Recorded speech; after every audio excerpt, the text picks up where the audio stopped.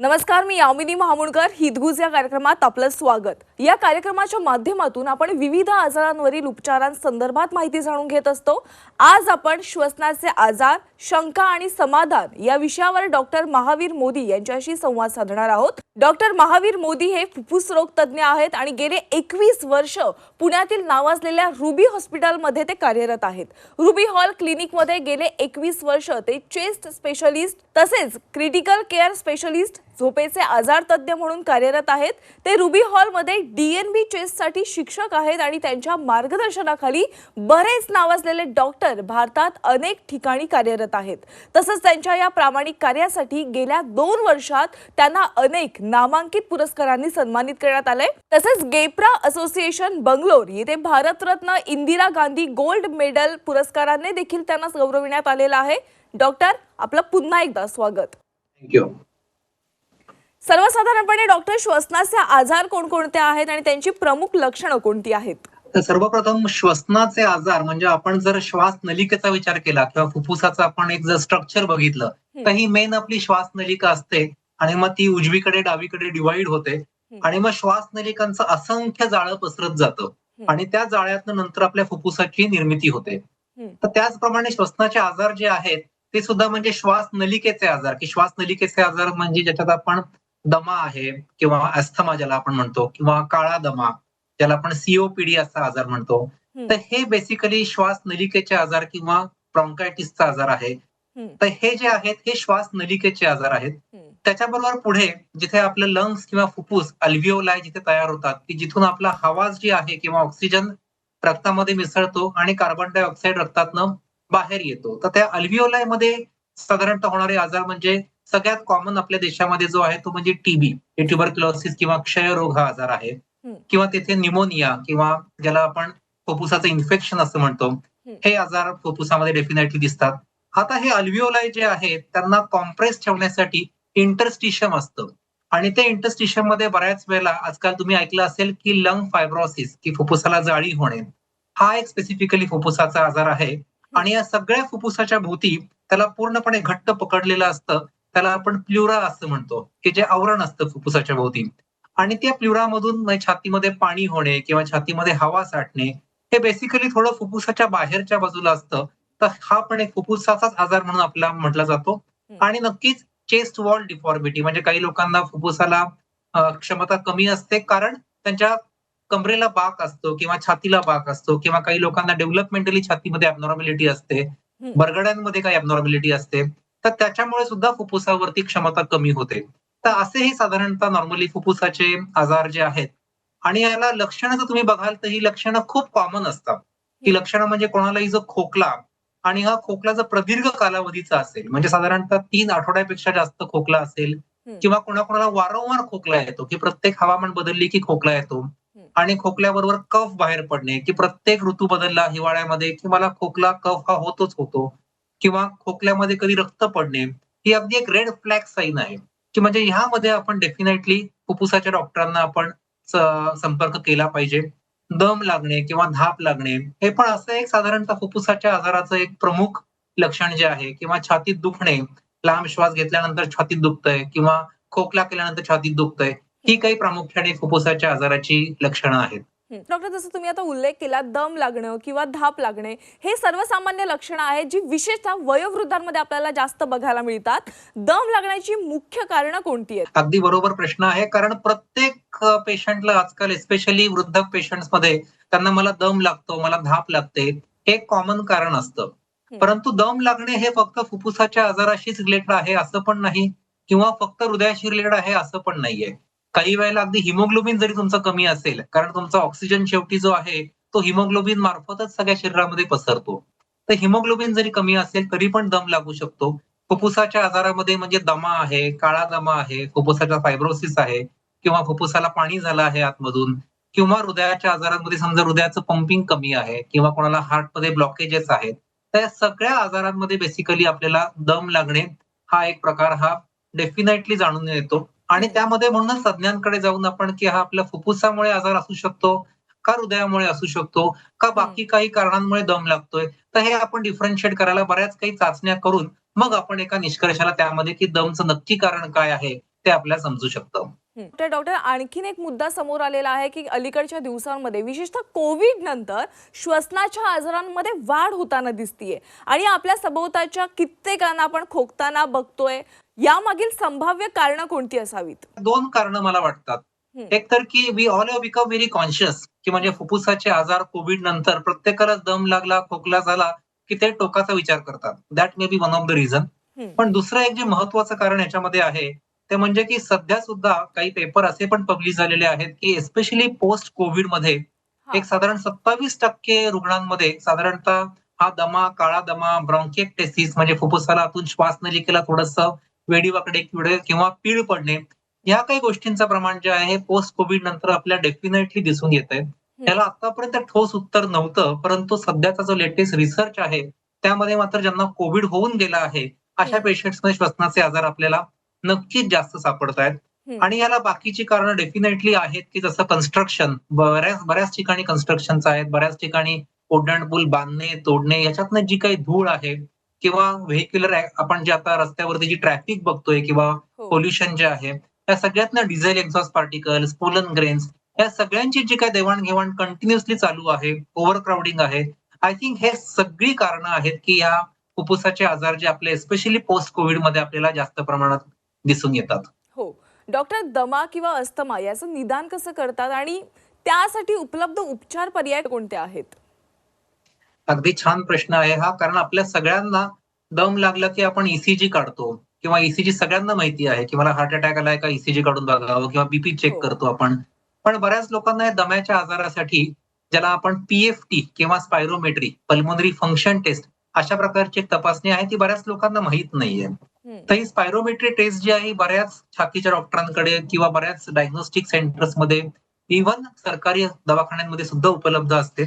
ही हं, तपासणी अत्यंत सिंपल प्रकारे केली जाते आणि याच्यामध्ये पेशंटला एक कम्प्युटराइज टेस्ट असते आणि लांब श्वास घ्यायचा आहे आणि लांब श्वास सोडायचा आहे. हं. साधारणतः जितके छान पेशंट एफर्ट करेल तेवढ्या प्रमाणामध्ये आपल्याला फुफ्फुसाची क्षमता किती आहे, ती आपल्या चाचणी याच्यामध्ये करता येते. आणि ह्याच्यामध्ये आपण मग नंतर पेशंटला काही इन्हेलर्स वगैरे देऊन मग ही कॅपॅसिटी वाढते का? किंवा इन्हेलर्स देऊनही कॅपॅसिटी कमी होत नाहीये का? किंवा अ, तर ह्या काही गोष्टी आपण त्याच्यामध्ये आपण शोधतो आणि त्याप्रमाणे आपल्याला मग हा दमा आहे का? किंवा हं. काळा दमा आहे का? किंवा फायब्रोसिसमुळे लंगची कॅपॅसिटी कमी झाली आहे का? तर ह्या काही टेस्ट आपण या स्पायरोमेट्रीद्वारे करू शकतो आणि ही अगदी गोल्ड स्टँडर्ड टेस्ट ज्याला आपण म्हणतो, ते तशी ही दम्याच्या आजारासाठी ही गोल्ड स्टँडर्ड टेस्ट अवेलेबल आहे आणि त्याचा नक्कीच आपल्या श्रोत्यांनी ज्यांना त्रास होत असेल त्यांनी त्याचा उपभोग घ्यावा. तर तुम्ही आता उल्लेख केलात की लंग फायब्रोसिस हे नेमकं काय आहे आणि त्याची मुख्य कारणं काय आहेत? आणि असं देखील म्हटलं जातं की फुफ्फुसाच्या फायब्रोसिसवर कोणताही उपचार नाहीये. हे कितपत खरं आहे?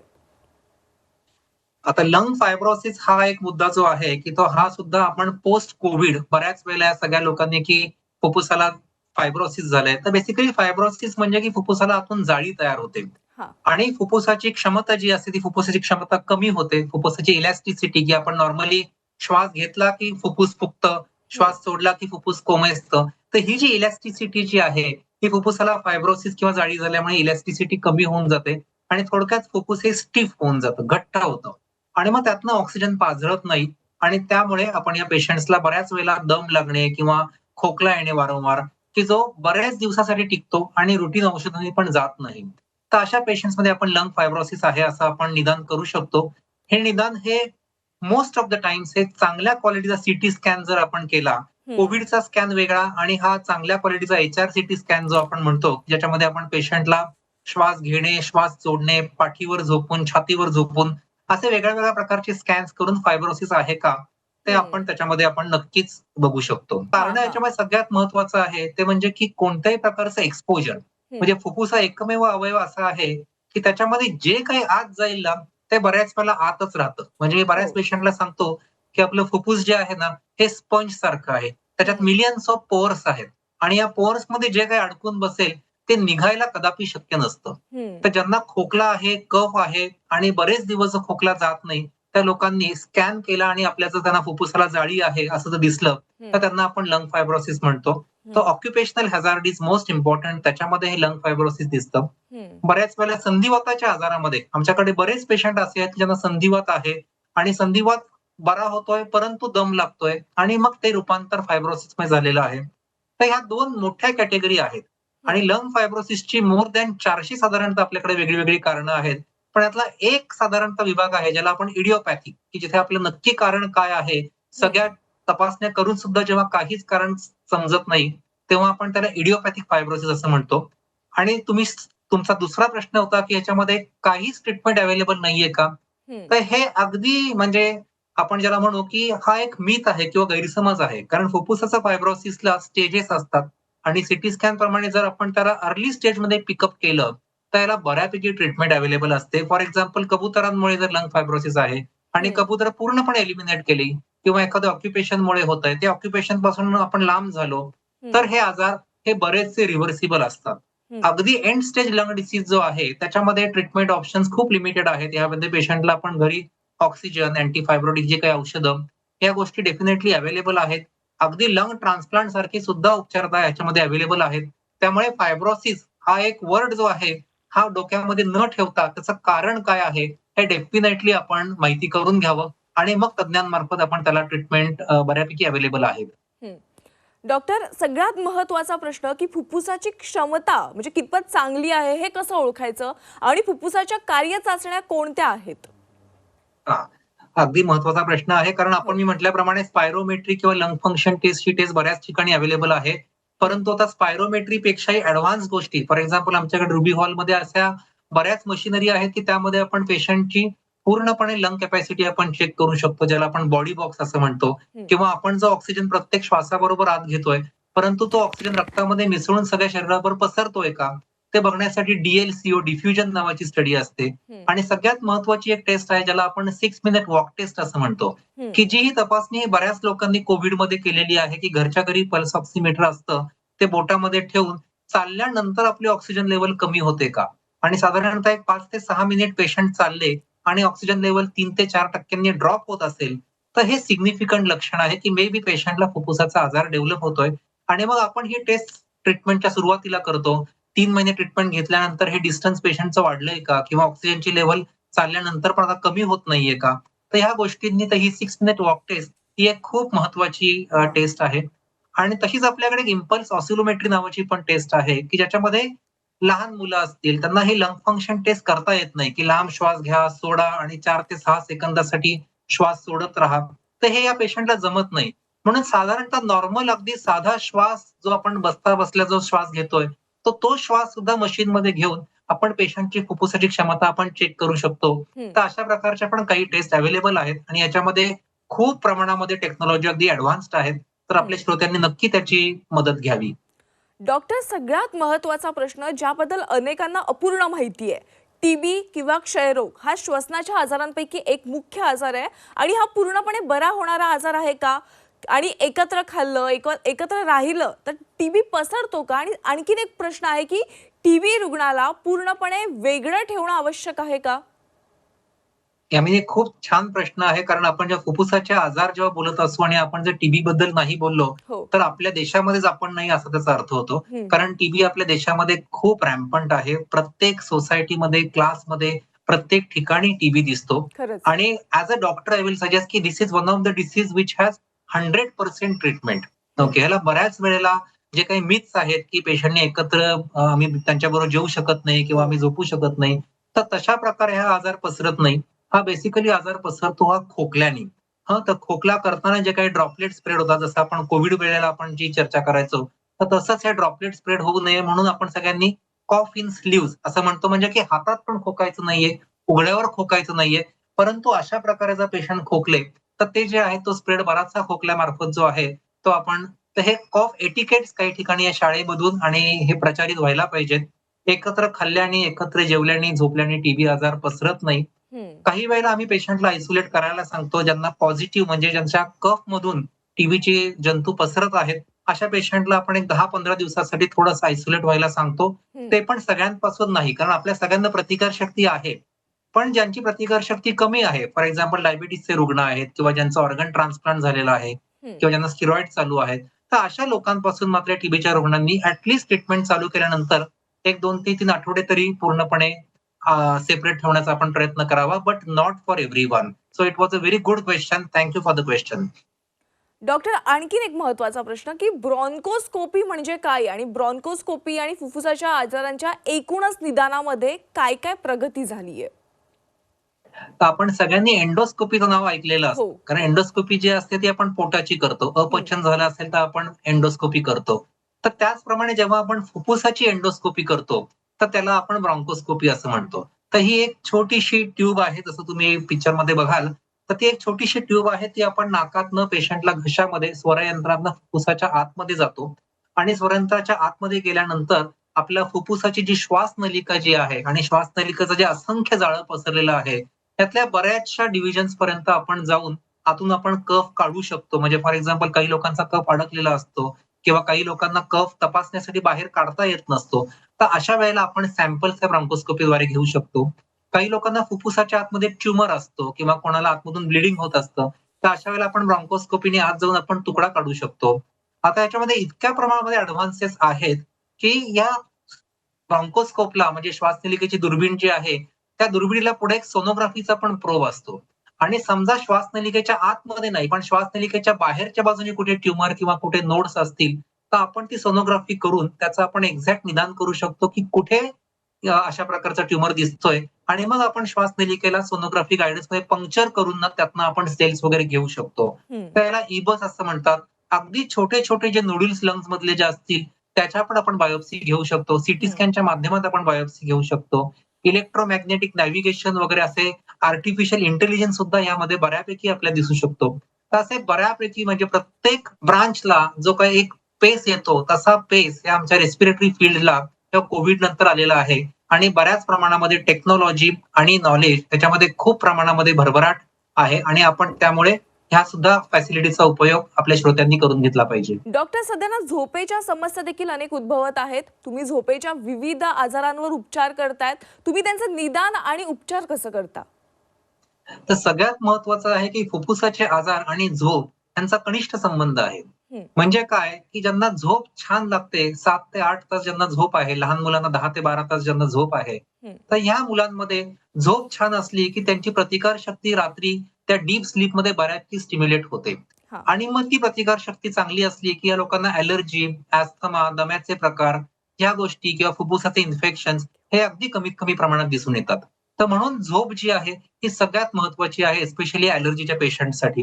हां. आता बरेच पेशंट जे आहेत ते घोरतात आणि घोरल्यामुळे काय होतं, की त्यांना रात्री ऑक्सिजन व्यवस्थित मेंदूला मिळत नाही आणि झोपेचं काम काय आहे, की रात्री झोपेमध्ये सुद्धा आपल्या मेंदूला व्यवस्थित ऑक्सिजन मिळाला पाहिजे, म्हणजे मेंदूला छान रिलॅक्सेशन मिळेल.